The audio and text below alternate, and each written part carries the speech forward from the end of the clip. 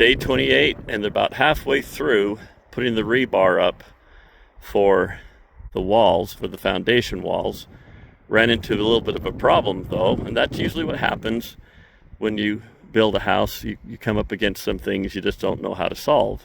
This is the issue. The top of this rebar is going to be the floor of my garage. So I'm going to have a big, tall wall between my garage and my neighbor's fence. And so if my neighbor looks over his fence, he's going to be looking into a big, ugly concrete wall. And the question was, do I want to have this wall go all the way across to the back of my house, or should we step it down so it's not this big cement wall Goliath like the Berlin Wall? And so we decided what to do is to step it down about, maybe 6 feet, and then frame the basement, the north basement wall, and that will allow me to put in a couple of windows. Because if you want to have some bedrooms, your bedroom has to have a window. So in theory, this room right here and this room right there, if we could put a north window in here, that could be 2 additional bedrooms, which will just add more value to the house, rather than having this big long wall going all the way across and dropping down. And it'll probably be a little bit cheaper because framing a wood wall is cheaper than a concrete wall. And of course I had to come out and check out my little joggle. So they have that little joggle set up right here. So instead of coming up with a straight corner, it's going to have this weird little flat spot on it. That's going to be my 25-foot setback. But other than that, I'm getting excited, and it's good to see it move forth. We're going to have some bad weather later on this week, so I'm hoping they can get everything done by the time they pour. It's coming along. Hopefully they're going to do concrete tomorrow, but I'm not sure if they're going to have everything done by tomorrow. So looks like, my guess is they're a little bit, maybe halfway done. This is that step I was talking about yesterday, how if it was going to be all the way up to the elevation way up there, it would look kind of weird having this big wall going all the way across here. So I was walking around and I find this pit here, and the only thing I can imagine is that someone is, I don't know if they're trying to find the utilities, but that's way too deep for utilities, or maybe not. But it kind of scares me to death that someone might be down here without the proper shoring on these walls. It wouldn't take much for these walls to cave in and bury someone. So I'm going to have to talk to my contractor to find out what's going on here. Like I said, would you go down there? It also looks like they finally got the dirt from off the sidewalk, as the SWPPP supervisor wants. And what I need to do next is to take this berm and put it over on the inside of the sidewalk. Remember how I commented a few days ago on how warm this February was? Well, February came back in its rightful ownership, and it is cold. But the walls have been poured. They have hay, or straw I should say, up on top to keep things warm.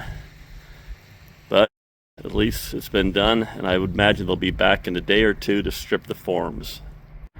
I would have come out here for the pour, but the weather was so bad, the visibility was almost zilch, that it just wasn't worth coming out here.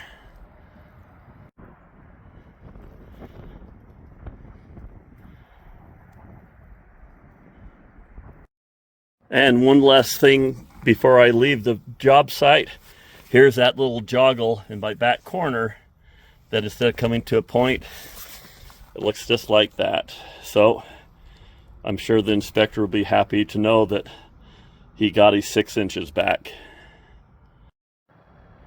And they did come back to kind of cover this hole. I mean, it's not the best covering, but it's better than nothing. Forms have all been stripped, and the foundations is nestled in their beds. It's too bad I couldn't do this last week when the low temperatures at night were about 40 degrees, but now it's like, about 20 degrees right now. And so we had to cover everything with blankets to let it cure properly. And there's going to be an expense with that, but rather do that than have problems due to the cold. So this is the trench that my utilities are going to lay in. Basically, we might have to go a little bit deeper than it is right now.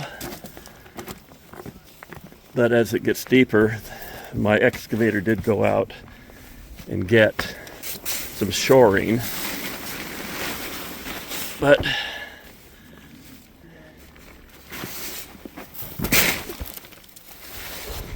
like into the valley of death I go.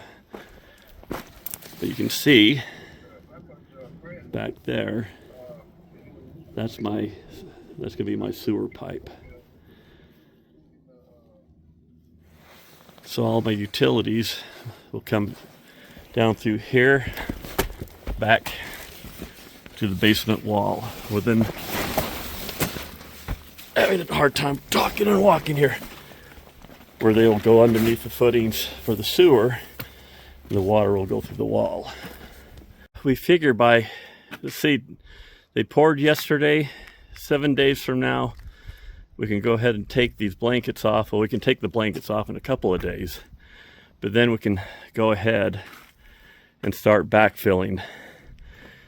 And the code's going to require us to do 12 inches at a time, and compact, I think, was 80%.